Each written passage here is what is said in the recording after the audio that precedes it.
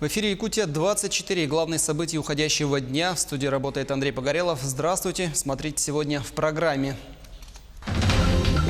Следственные действия и обыски в здании Дома правительства. Кем или чем заинтересовались в Якутском управлении ФСБ России.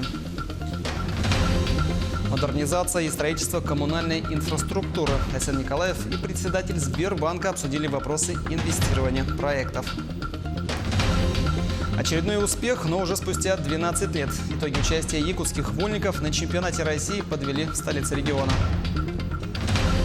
Впервые в истории рынка недвижимости ипотеку на льготных условиях планируют выдавать жителям Дальнего Востока. Кто сможет купить жилье без первоначального взноса? Финишный рубеж. С какими показателями в Ленске завершается ремонт дороги по улице Победы? Впереди планеты всей. Горнодобывающие предприятия Алданского района бьют рекорды по добыче золота.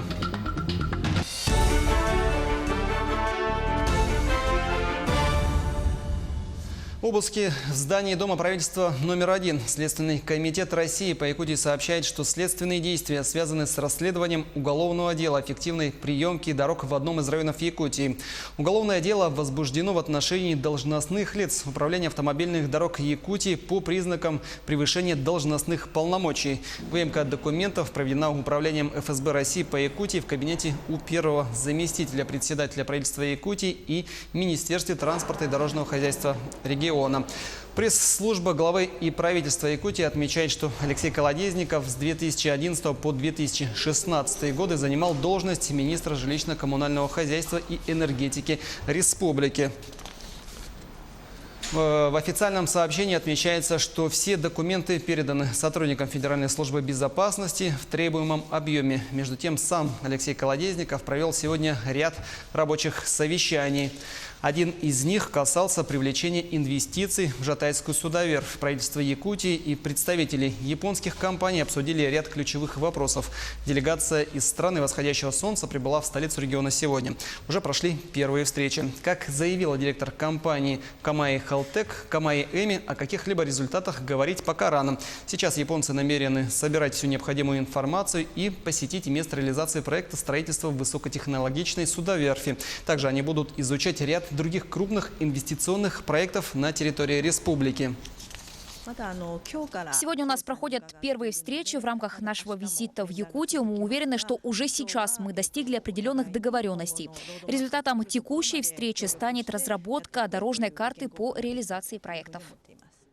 Другие не менее важные вопросы инвестирования проектов, реализуемых с использованием механизма государственного частного партнерства, обсудили Айсен Николаев и председатель Сбербанка Александр Абрамкин. Стороны обсудили ряд ключевых вопросов. Как отметил глава Байкальского банка, Сбербанком разработаны проекты по реконструкции, модернизации и строительству коммунальной инфраструктуры. Новой котельной в селе Балыктах Усть-Алданского района. Новый объект будет построен взамен 2 старых. Кроме того, стороны обсудили вопросы использования услуг Сбербанка при реализации регионального национального проекта по цифровизации экономики республики. Якутянам отменили живые очереди за разрешениями на охоту. Подать заявление на добычу лимитируемых видов охотничьих ресурсов теперь необходимо через портал государственных и муниципальных услуг e-yakutia.ru. Для постановки в электронную очередь необходимо иметь подтвержденную учетную запись в единой системе идентификации и аутентификации и охотничий билет единого федерального образца. Министерство экологии Якутии отмечает, что другие виды очередей являются недействительными и по ним заявления приниматься больше не будут. Медаль бронзового отлива. Таковы итоги участия якутских вольников на чемпионате России. Единственную награду в копилку нашей сборной принес 30-летний уроженец Вилюйского района Михаил Иванов. Он занял 3-е место в весовой категории до 57 килограммов, тем самым повторив свой успех спустя 12 лет. Другой якутский борец, победитель Кубка мира Раян Тютрин, потерпел поражение в четвертьфинале из-за судейской ошибки. Главный тренер сборной России Дзамбалот Тадеев осудил действия главного рефери, который засчитал дагестанскому борцу балл за 1,5 секунды до окончания встречи и отстранил его от дальнейшей работы на соревнованиях. Раян Тютрин примет участие на международном турнире памяти Циолковского и Пытлясинского, который пройдет со 2 по 4 августа в Польше, где определится состав сборной России для участия на чемпионате мира в Нур-Султане в сентябре этого года. Последний этап, как говорили, я подготовился здесь, в Якутске.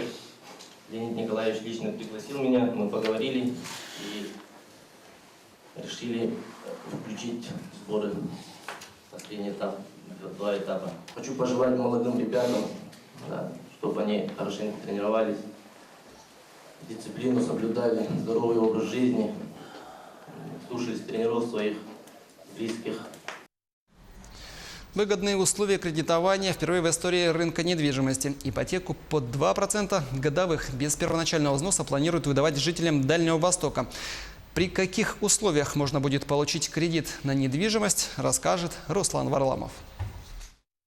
Первые ипотечные договоры граждане смогут оформить уже к концу 2019 года. Его срок будет составлять до 20 лет, а также можно будет получить его без первоначального взноса. Максимальная сумма кредита составляет 4 миллиона рублей. Люди воспользуются этой возможностью. Ну и для молодых семей, конечно, это вообще поддержка огромная. Ну, я думаю, это выгодно будет людям. Круто. Ну это будет хорошо. Как бы по деньгам и детьми выгодно будет. Все, что делается к лучшему. Вот. Это очень хорошо для молодых семей. Для развития семьи, чтобы приобрести собственное жилье, это очень хорошо. Я думаю, это будет очень классно.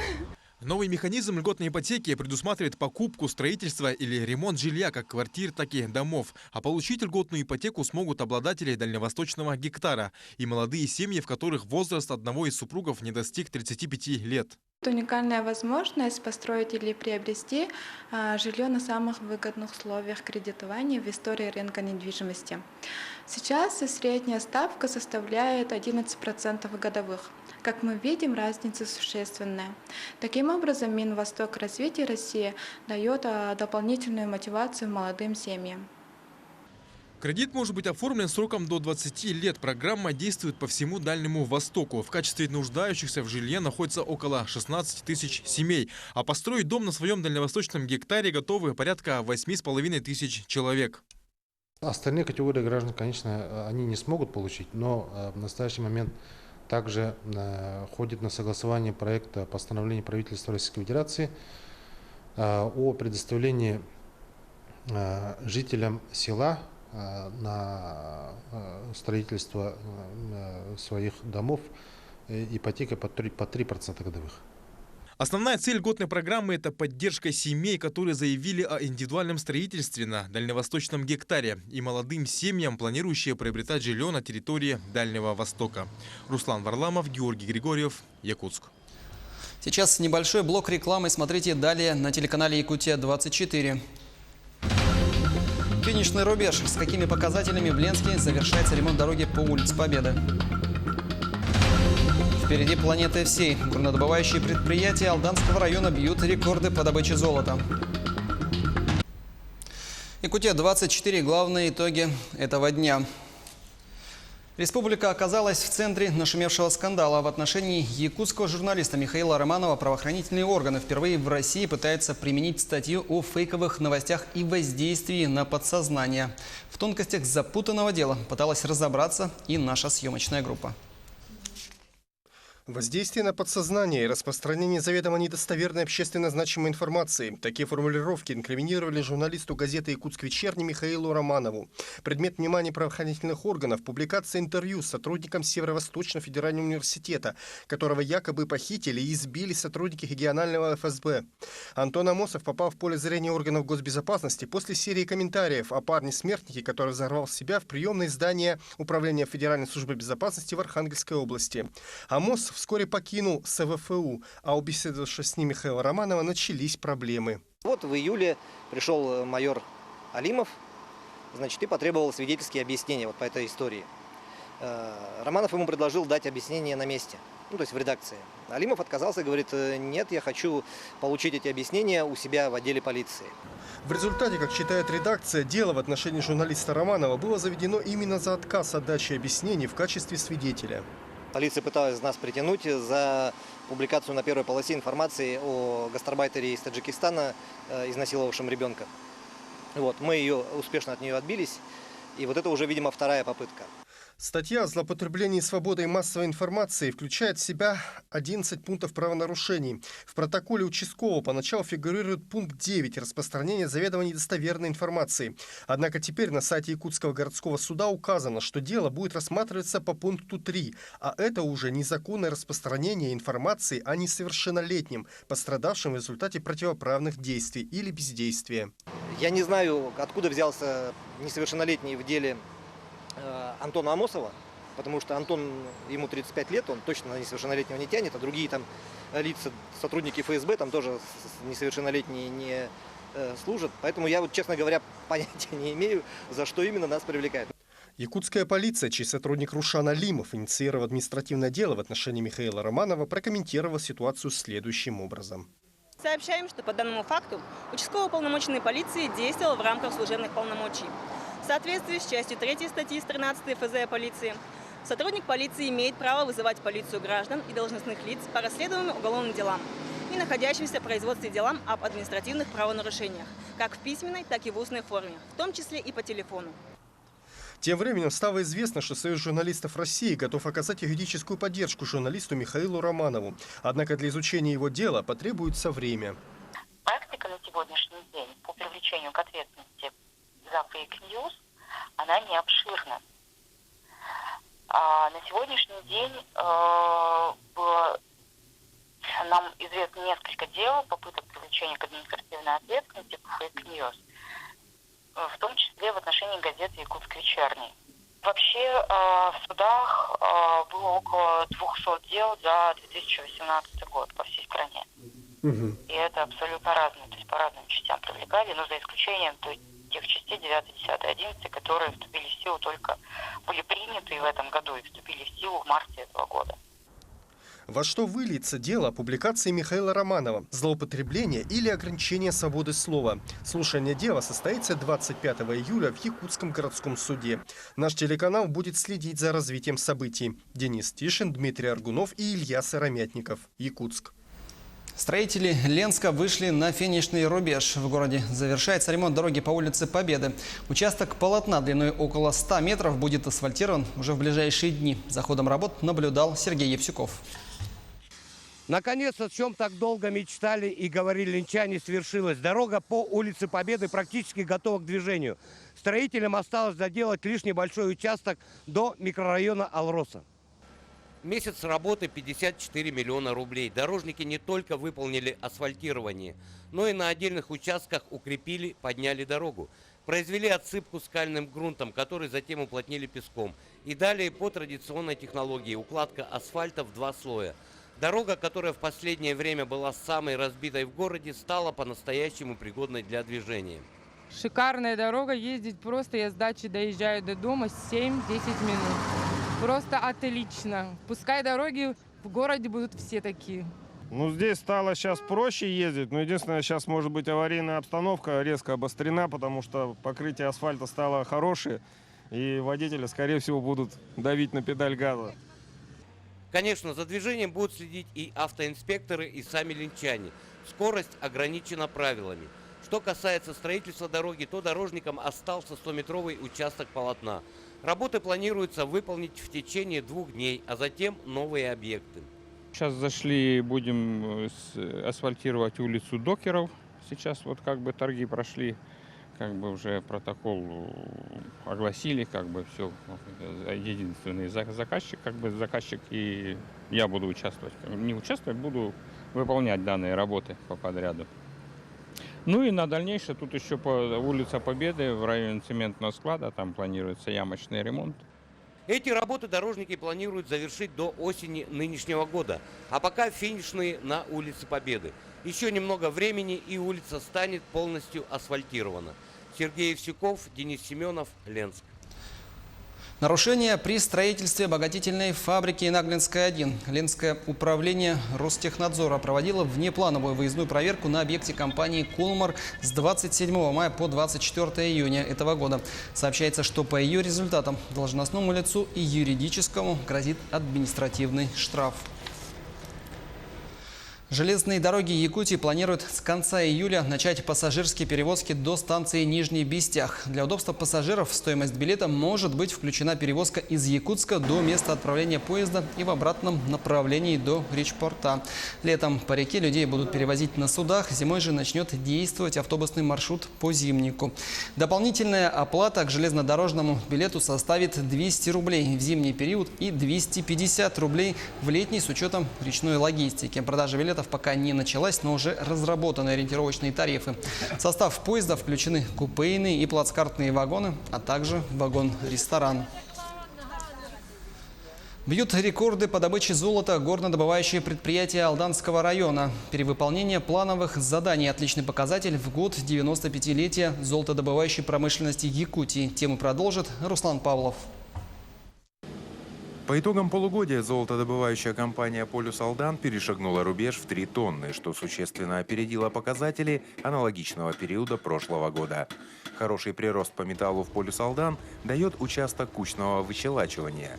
Напомним, что проект был запущен в прошлом году. В целом подготовка прошла хорошо, и я думаю, что сезон пройдет точно даже в отличных показателях.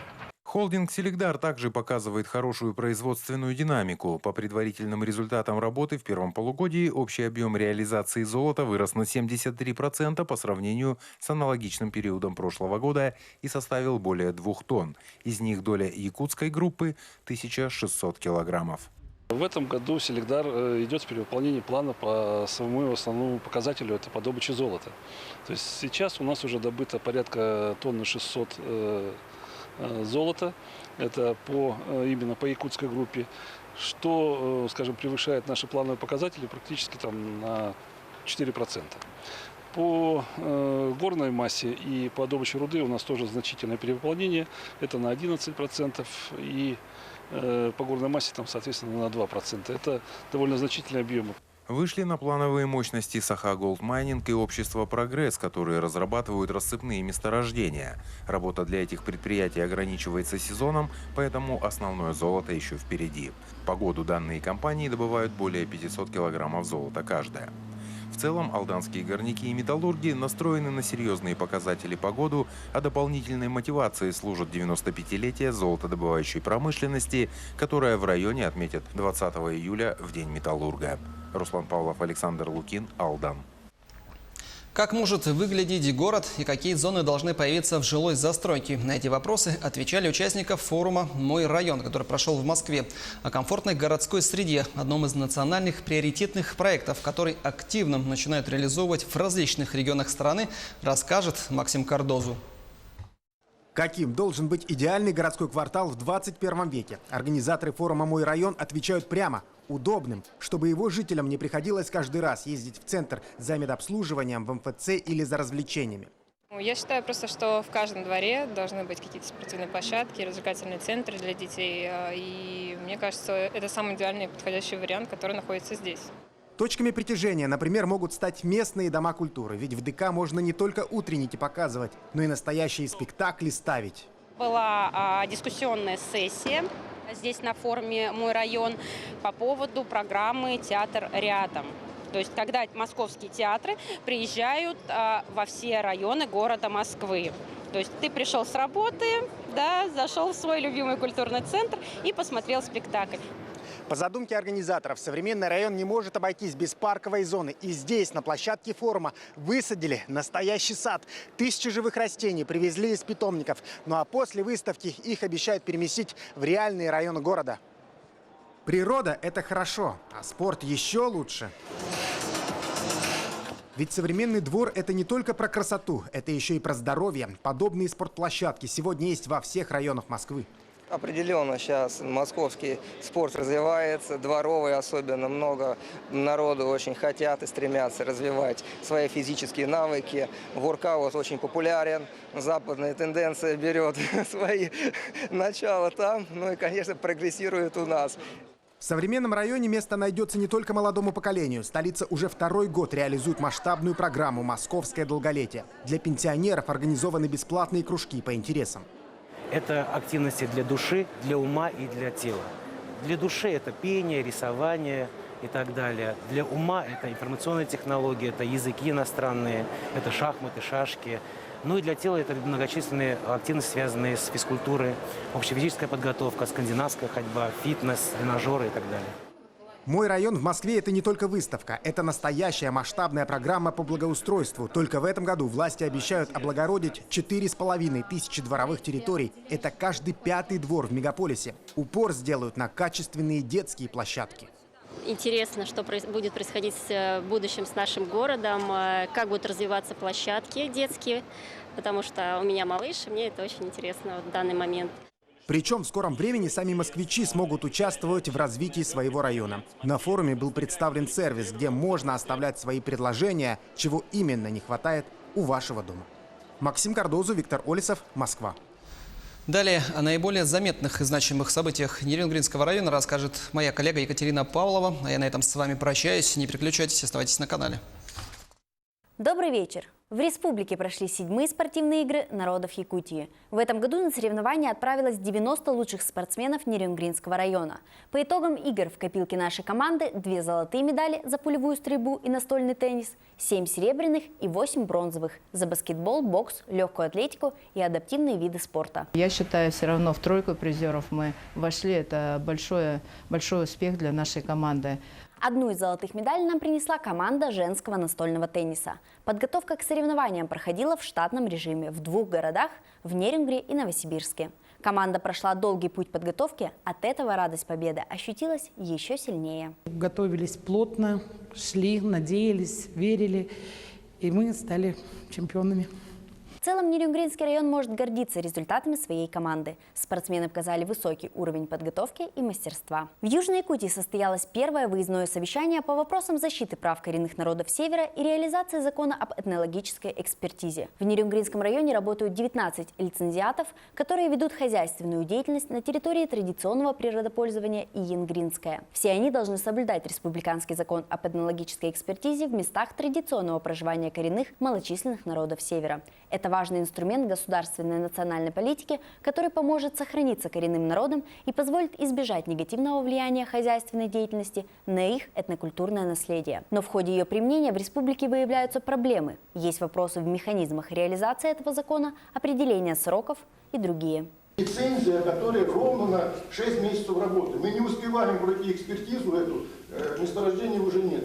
Подобного рода выездные заседания организованы для того, чтобы людям на местах разъяснить их права и полномочия, обсудить детали и содержание процедуры этнологической экспертизы. Нам нужно четко оговаривать правила игры, как говорится, чтобы и соблюдалось законодательство, как федеральное, так и республиканское, и чтобы у нас сохранилась сама исконная среда обитания коренных.